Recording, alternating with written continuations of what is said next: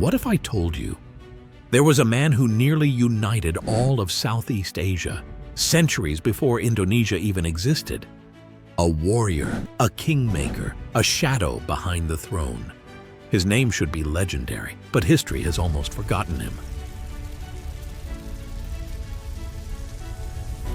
Indonesia, the world's largest archipelago, over 270 million people, more than 700 languages. A nation rich in culture, resources, and power. Today, it stands as one of the strongest economies in the world. But long before modern Indonesia, there was Majapahit, an empire that ruled the seas, dominated trade, and shaped the region's history. And at the heart of its rise was one man. This is the story of Gajah Mada, the warlord who built an empire only to vanish into obscurity. But how did he rise? How did he conquer? And why? Has history tried to erase him?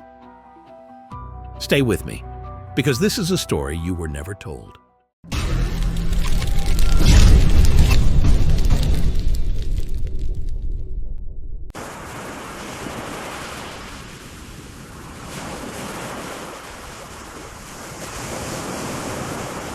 In the late 13th century, amidst the vast and fertile lands of Java, a child was born, one who would change the course of history. His birth was not marked by royal celebrations or grand processions, for he was not born into nobility. Instead, he came into the world in the shadows of mystery, his origins whispered among villagers as something both ordinary and extraordinary. Legends say that on the night of his birth, the sky over Java turned restless. The winds howled through the forests, and the moon, though full, seemed veiled by an eerie mist. Some claimed they heard the distant roar of a tiger, while others spoke of a great bird circling the sky, as if announcing the arrival of someone destined for greatness. His mother, a woman of humble background, was said to have dreamt of a mighty tree growing endlessly into the heavens, its roots sinking deep into the land. A local priest, upon hearing of this vision, interpreted it as a sign.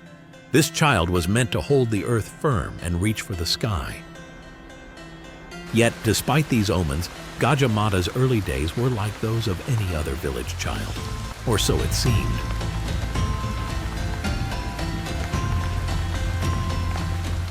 He grew up in a small settlement, possibly in Madura or the Brantas River Basin, where farmers tilled the land and warriors trained in the art of combat. From an early age, Gajah Mada was different. He was larger and stronger than most children his age.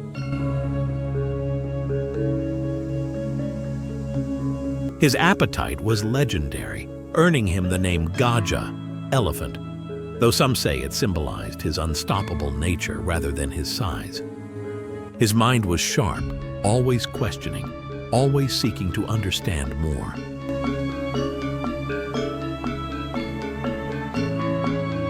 The village elders observed him closely. While other boys were content playing with wooden swords, Gajah Mada studied the movements of trained warriors, mimicking their forms with uncanny precision. When disputes arose among the villagers, he was the one who settled them, not with brute force, but with words that carried weight beyond his years. One day, an aging soldier, a former warrior of the Majapahit army, visited the village. He watched as Gajah Mada, barely in his teens, took down an older, more experienced fighter in a wrestling match. Instead of celebrating, the boy extended his hand to help his opponent rise. The soldier, impressed, turned to the villagers and said, "This child, he is not meant for the fields, he is meant for war." Even centuries later, the question remains, who was Gajah Mada's father? Some believe he was the son of a noble warrior, abandoned or sent to be raised in secrecy to protect him from political enemies. Others say he was of common birth, proving that greatness was not always tied to royal blood.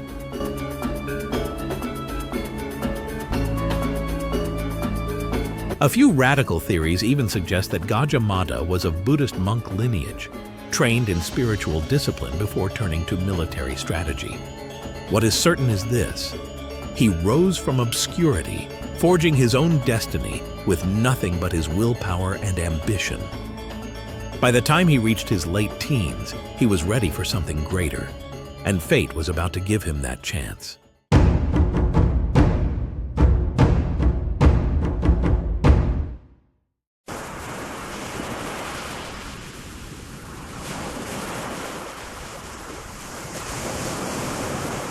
By his late teens, Gajah Mada had stepped into the world of the Bhayangkara, the elite royal guards of Majapahit.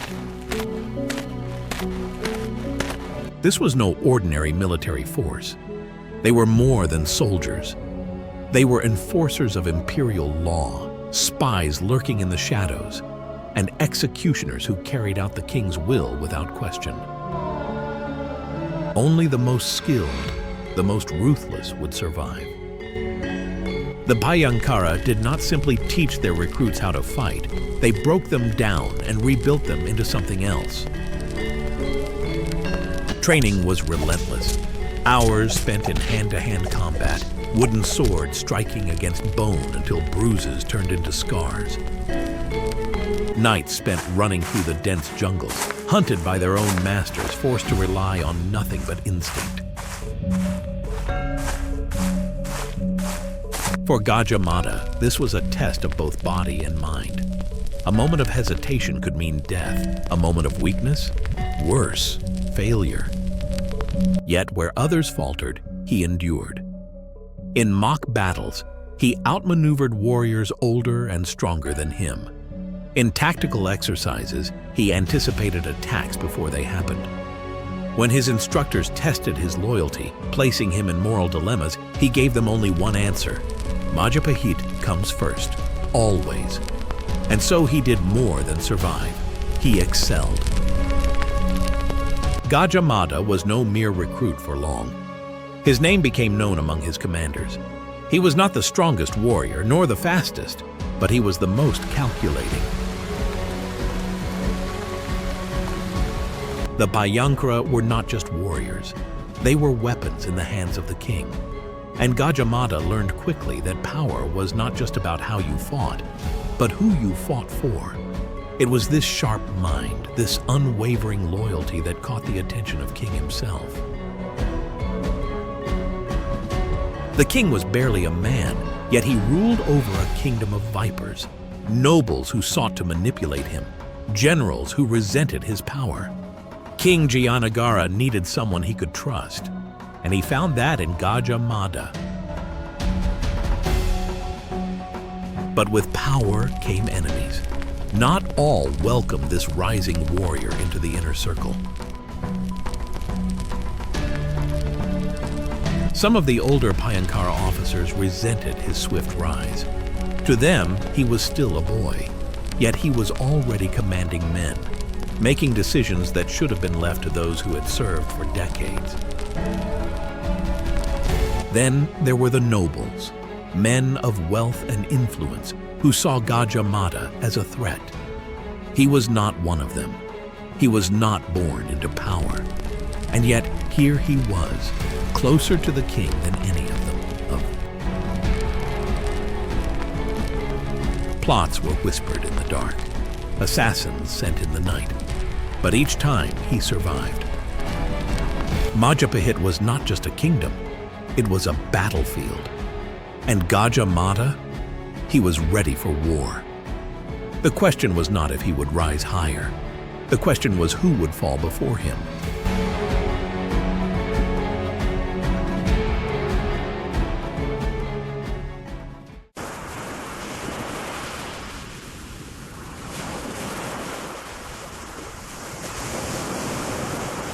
(1319), a year that would define Gajah Mada's destiny.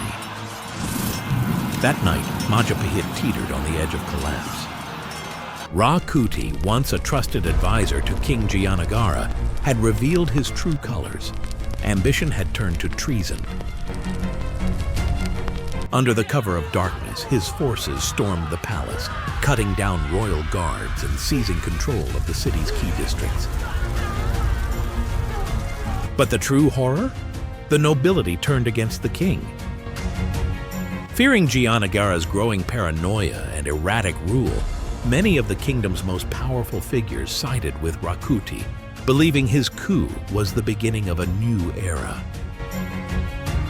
The streets filled with chaos, loyalists fighting rebels, innocent civilians caught in the crossfire, while the Majapahit palace burned.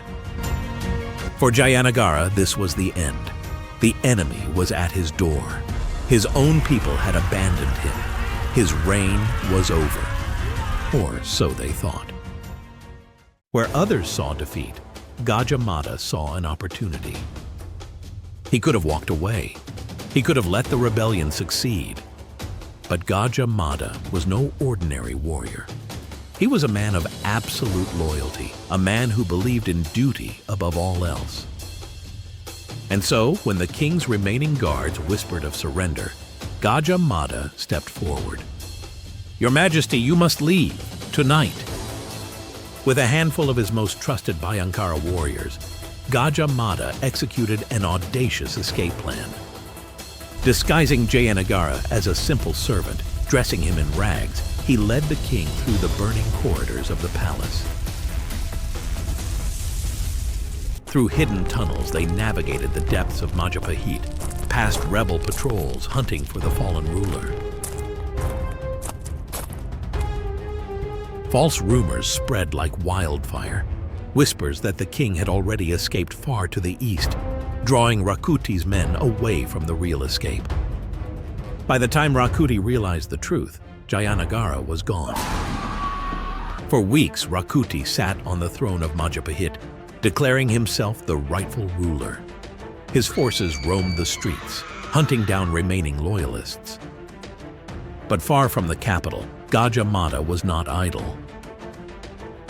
He rallied the remnants of the Bhayangkara. He sent messages to generals who still held their loyalty to Majapahit.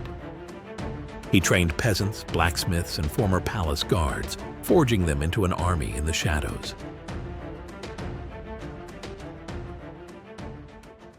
He did not attack outright. He waged a war of deception. Nighttime ambushes left Rakuti's men terrified. Supply lines mysteriously disappeared. Key allies of Rakuti turned up dead, assassinated in the dark. The rebels began to lose their grip on power. Whispers spread that the gods had cursed Rakuti's rule. Fear took root. Then, when the time was right, Gajah Mada struck. At dawn, his forces surged toward the capital. The city that had once burned with rebellion now trembled under the march of the true Majapahit army. Loyalists, peasants, and hidden supporters rose from within the city. Gajah Mada led the main assault, his sword cutting through rebel forces like a storm. Rakuti's most trusted commanders fled, realizing they had lost.